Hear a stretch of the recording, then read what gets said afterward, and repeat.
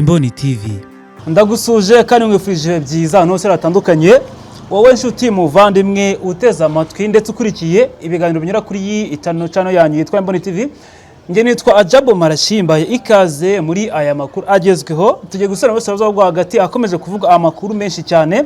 Ubu tuvugana Donald Trump yamaze kuninga byimaze yo igihugu cya Iran uburyo gikomeje kugenzura umuhora Hormuz, kuko Trump yashimangiye ko uburyo Iran iri kugenzura umuhora Hormuz ngo atari byo bumvikanye mu masezerano, kuko bumvikanyeho mu masezerano yuko Iran ndetse na Leta Zunze Ubumwe za Amerika bagomba kugenzura 50-50, ariko Iran ibyo yabirenzeho yo yigenzura umuhora Hormuz yonyene ubwayo, ndetse ifata igisirikare cyayo cya Iran kihariye cya Islamic Revolution Guard Corps cyangwa IRGC ebari igenzura umuhora Hormuz. Nta wundi muntu numwe wemerewe guca muri umuhora usibye inshuti za Iran, abanywanyi ba Iran. Umuntu wese Iran idashaka ntago ari guca muri umuhora Hormuz. Niyo mpamvu Trump yanenze uburyo Iran iri kugenzura umuhora Hormuz, ndetse Trump ashinje Iran yuko iri kwangiza agahenge nkana nkuko Trump yabigarutse. Gusa ariko kandi ikindi kiri kuvuga ahangaha nuko uwahoze ari minisitiri w'ububanyi n'amahanga wa Iran yishwe, yapfuye. Uyu nguyu icyo nakwibutsa kandi yahoze ari n'umujyanama mukuru w'umuyobozi w'ikirenga wa Iran Ayatollah Ali Khamenei, nawe wishwe. Rero uyu muyobozi ukomeye cyane muri Iran nawe yamaze gupfa, yazize ibikomere byinshi yarashwe mu minsi ishize ubwo yagabwe ibitero mu rugo iwe. Urugo ruri iwe i Tehran muri Iran, mujyi mukuru, rwagabwe ibitero, umugore we arapfa, ndetse n'uyu munsi umuyobozi yamaze gupfa. Yari umuntu ukomeye cyane muri politiki ya Iran, ndetse yari umunyamabanga, yabaye umunyamabanga mukuru wa Ayatollah Ali Khamenei, ndetse abana minisitiri w'abanyamahanga nawe yamaze gupfa ahubwo ibintu bitero bikomeye cyane bya Iran. Ikindi nkubwira nuko Netanyahu yavuze ko arimo agerageza uburyo bwose kugira ngo abe yagana igihugu cya Liban, kuko Netanyahu arimo arasa bya buri munsi igihugu cya Liban, kuko yashimangiye ko azagicamo kabiri, kuko Liban irimo umutwe witwaje nk'uwa Hezbollah. Netanyahu avuga yuko Hezbollah irimo ifashwa byimazeyo n'igihugu cya Iran cyangwa se rukana bya hafi. Rero ikindi masezerano yasinywe y'agahenge harimo yuko Iran igomba kuba yahagarika kurasana n'igihugu cya Iran ndetse na Israel na Amerika, ariko bivuga yuko Amerika na Israel bivuga yuko mu masezerano yasinywe Liban yo itarimo. Bityo muri ako kanya Israel yatangiye kugaba ibitero byinshi cyane kuri Liban kugira ngo ihabye umutwe wa Hezbollah. Rero hari abantu bashinzwe kunga bino bihugu batangiye gutegura ibiganiro byo kugira ngo bunge cyangwa se bahuze Netanyahu, minisitiri w'intebe wa Israel, agane n'igihugu cya Liban. Byatangiye gutekerezwaho uburyo cyo abantu bahora mukomeza bakagana bagakemura ikibazo, kuko uyu munsi hakomeje kugaba ibitero bikomeye cyane Israel yakomeje kugaba kuri Liban, cyane cyane igamije kuba yarimbura igihugu cya Liban ndetse n'umutwe wa Hezbollah nkuko Iran yabigarutseho. Ikindi nuko Iran yavuze ko itazigera yohereza gahenge n'umunsi umwe mu gihe cyose Liban nk'inshuti zayo igikomeje kuba yaraswa, kuko n'impamvu Iran yanze kohereza gahenge nuko Liban yakomeje kuraswa bya buri munsi.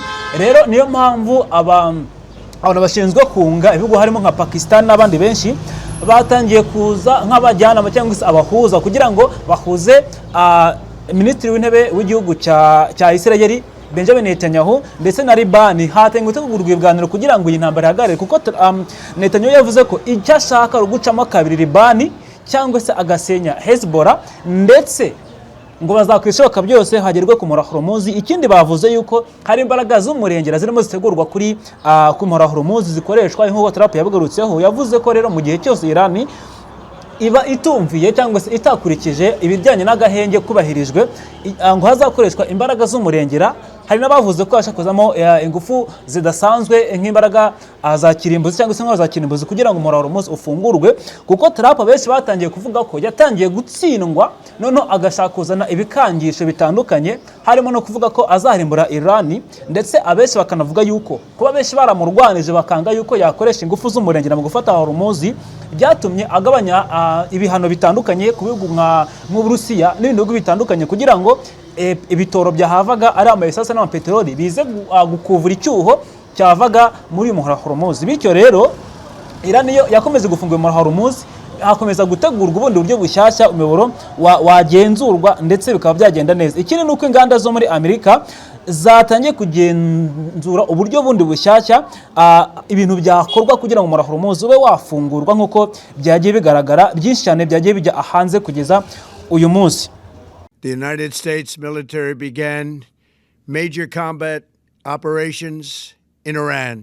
Hanyuma reka byose tukubwira tunye mu buryo bwihuse cyane. Reka nangire nkubwira yuko mu by'ukuri minisitiri awubanye n'amahanga wa Iran we yamaze gupfa yishwe n'ibitero bikomeye cyane byabaye muri iyi minsi ishize.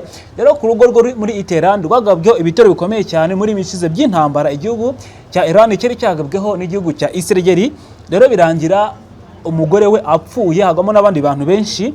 Rero n'uyu mugabo ukomeye cyane nawe yamaze kwicwa agwa muri ibi bitero bikomeye cyane.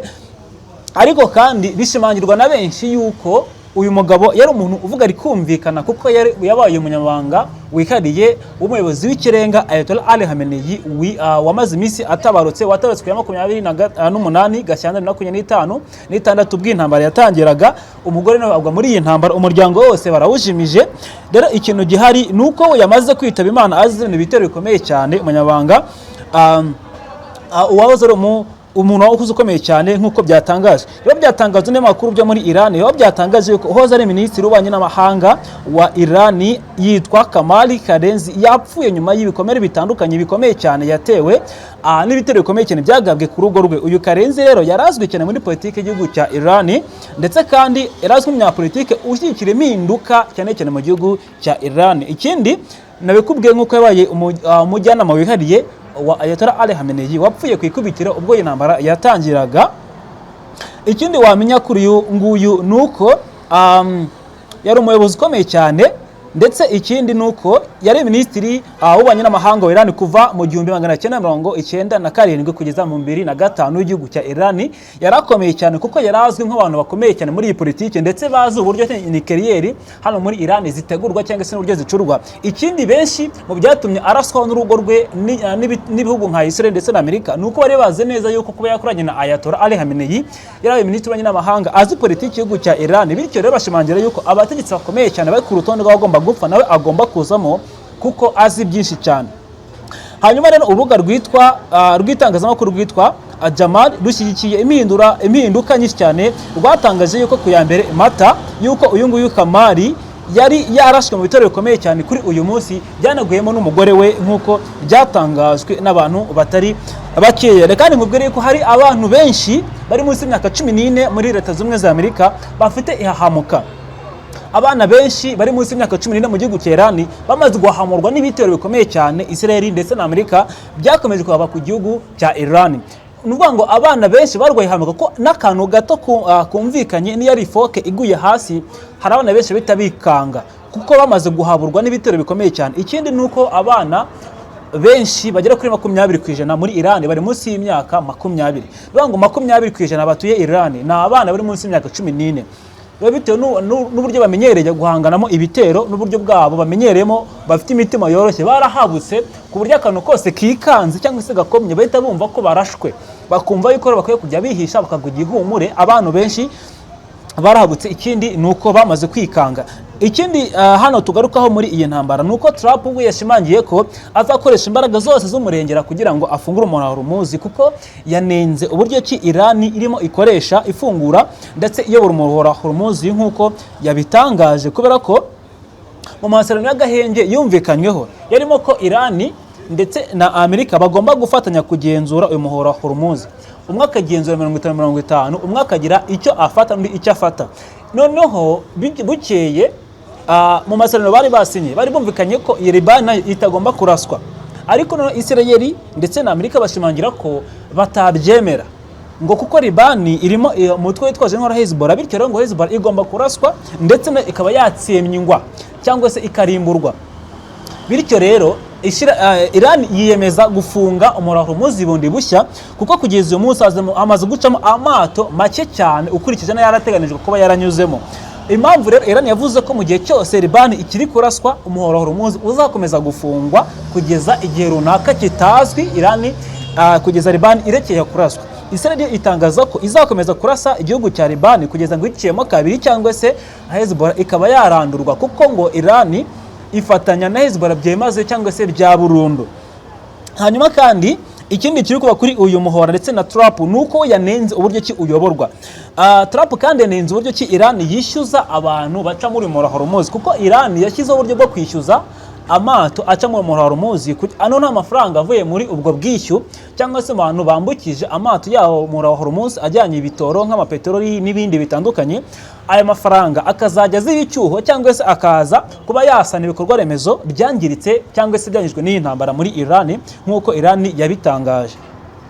Rero Trump yanenze uburyo ki Iran yishyuza abantu baca mu Hormuz, ndetse inanenga uburyo ki Iran ikomeje kugenzura mu Hormuz. Ishimangira ko rero hari ibintu byashyizwe ku meza Iran igomba kubahiriza yahawe na Amerika, ngo nitabyubahiriza byanze bikunze ngo Iran izaraswa ndetse ngo ikoreshweho imbaraga zidasanzwe ngo zitabonywe mbere nk'uko Trump yabigarutseho, kuko Trump yavuze ko ngo hazakoreshwa imbaraga abantu batigeze babona, ngo hazakoreshwa kandi ibintu bitigeze bigaragara mbere, noneho ngo ikino gihugu kiraswe byimazeyo ndetse kiraswe cyane ngo kibe cyanarimburwa. Trump yakunze kuvuga ko kino gihugu azacyohereza ngo mwisi ngo mu kuzimu.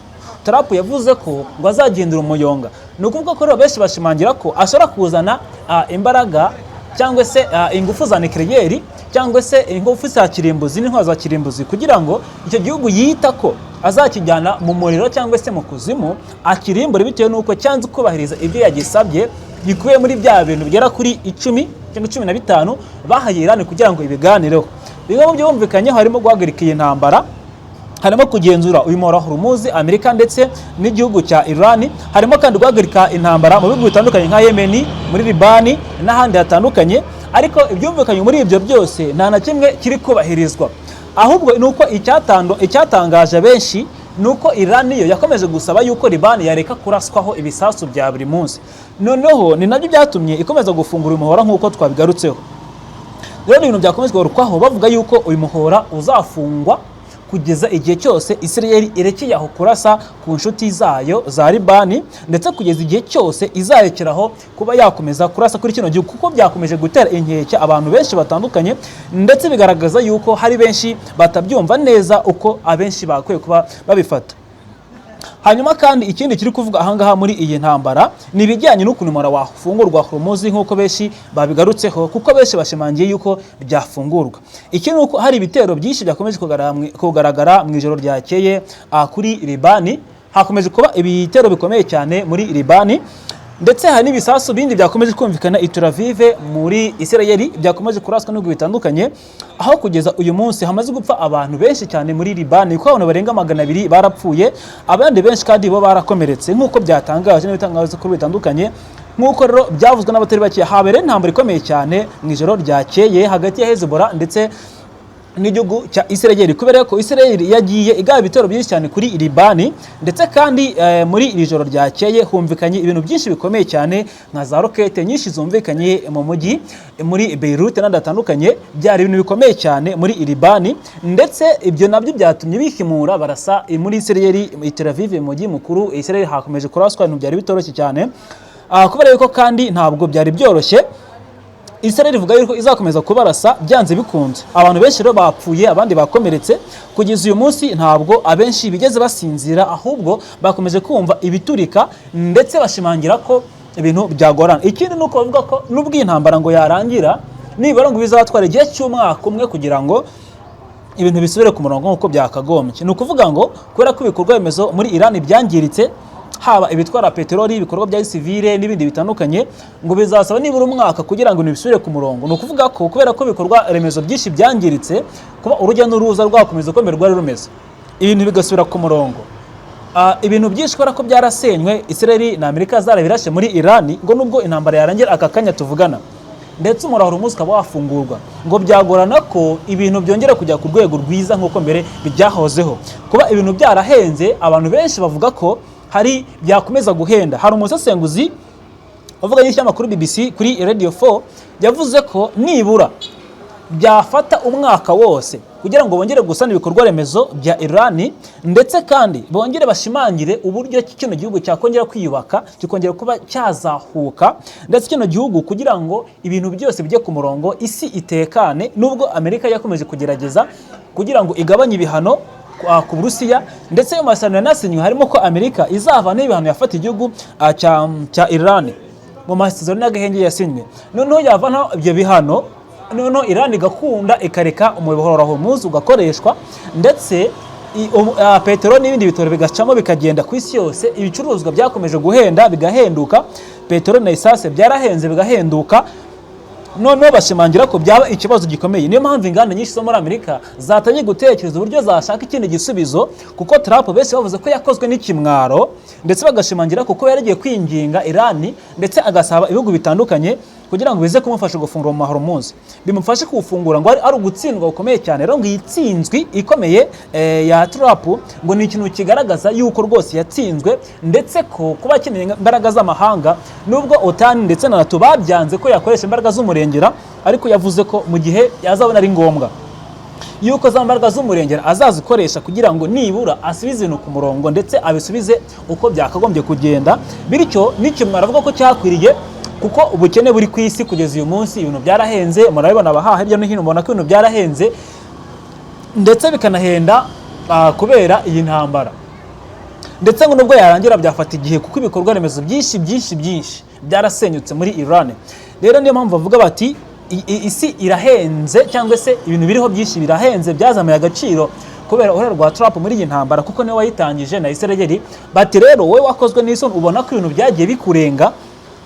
Bavuga ko yakozwe n'isoni, cyangwa se yatsinzwe akinginga ibihugu bitandukanye. Rero bakavuga bati kuba akomeje gushyirwaho urubanza, akanashinjwa ko yagize uruhare mu kuba isi yose idatekanye, ngo ari ikibazo gikomeye cyane. Rero niyo mpamvu yagerageje kuba yadohora ibihano bitandukanye ku bihugu bitandukanye, kuko umuhora wa Hormuz ucamo peteroli ingana 20% izenguruka ku isi ni nyinshi. Niyo mpamvu bavuze bati rero katworoshye ibihano ku bihugu bitandukanye, peteroli ivamo ize kuziba icyuho cyakatambutse muri Hormuz, bice n'ahandi hasigaye hose ku isi. Hanyuma rero amakuru yakomeje kuvuga ngaha ni menshi uko yagiye atandukana, gusa mu mijyi itandukanye hakomeje kumvikanamo ibiturika. Ntabwo byari byoroshye muri iri joro, ntabwo byari byoroshye, ariko kandi reka ndekere aya ngaya. Amakuru ya ni menshi ari kuvuga muri iyi ntambara cyane cyane abasirazuba bwo hagati. Shimire mwebwe mwese mwabanye natwe muri aya makuru yagezweho. Ngewe nitwa Ajabo Marashi, mwakoze cyane kubana natwe. Nkubwire ngo utarakuri kuri social wayikora kugira ngo utiyane akantu kandi nayo ibiganiro byacu birakomeza. Imana ibarinde. Imboni TV, imboni ya rubanda.